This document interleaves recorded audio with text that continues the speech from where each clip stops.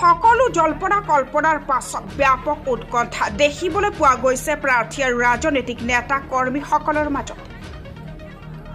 পুৱা 8 বজাৰ পৰা লখিমপুৰত আৰম্ভ হৈছে ভোট গণনা প্ৰক্ৰিয়া।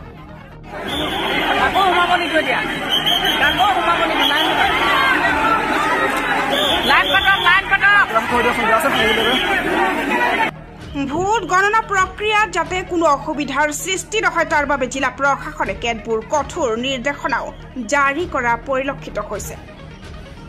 পুলিং এজেণ্ট আৰু প্ৰাৰ্থীৰ সমৰ্থকসকলৰ মাজত আৰক্ষীয়ে চলাবলগীয়া হৈছে লাঠি। লখিমপুৰ চৰকাৰী উচ্চতৰ মাধ্যমিক বিদ্যালয়ৰ কেন্দ্ৰত পুৱাই উত্তপ্ত পৰিৱেশ। ভোট গণনা কেন্দ্ৰত প্ৰৱেশৰ বাবে শাৰী পাতিল হাজাৰ হাজাৰ ৰাইজে।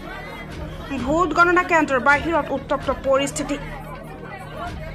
ইয়াৰ মাজতে চিয়াজুলি পঞ্চায়তৰ ৩ নং ৱাৰ্ডত কংগ্ৰেছ সমৰ্থিত হেমন্ত ৰায় বিজয় পথালি পাহাৰ ৫ নং পিঠাগুৰি জ্যোৎস্না ভাগৱতী শৰ্মা বিজয়ী আৰু নাওবৈচা কাঢ়ি ৪ নং ৱাৰ্ডত অগপ দলৰ সমৰ্থিত ৰিংকুমণি দেৱীৰ বিজয় হৈছে। লখিমপুৰৰ পৰা ৰাহানুদ্দিন আহমেদৰ ৰিপৰ্ট, পূৰ্বাঞ্চল টাইম।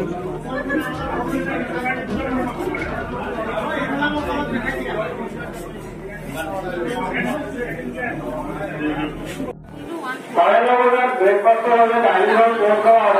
যিসকল ব্যক্তিয়ে এতিয়াও ব্ৰেকফাষ্ট কৰা নাই তেখেতসকলক অৰুণোদয় ব্ৰেকফাষ্ট কৰি তোলা হ'ব।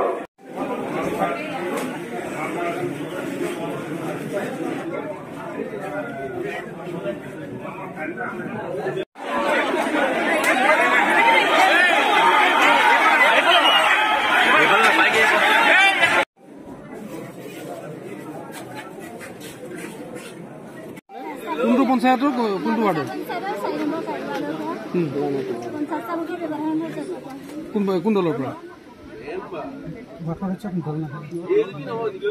আপুনি নিৰ্দলীয় কি নাম আপোনাৰ প্ৰতিদ্বন্দ্বী কোন আছিল?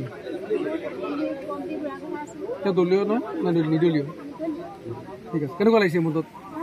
প্ৰথমটো আপোনাৰ আশা পূৰণ হৈছে যিহেতু আপুনি নিৰ্বাচনত জড়িত হৈছে।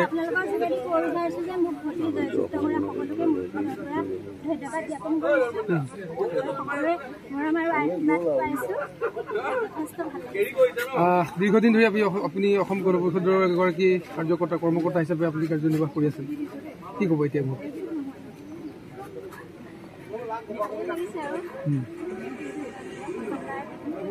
আপোনাক অসম গণ পৰিষদৰ এগৰাকী পৰিচিত ব্যক্তি হিচাপে জয়যুক্ত কৰিছে বুলি ভাবিছে নে আপোনাৰ ব্যক্তিত্ব হিচাপে কি বুলি ভাবিছে?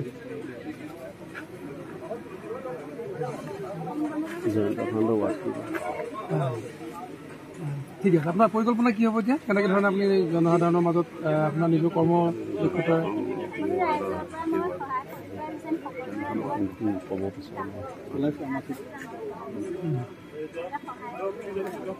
বিশেষকৈ আপোনাৰ সমস্যা কি আছে ৱাৰ্ডটোত? বিশেষ সমস্যা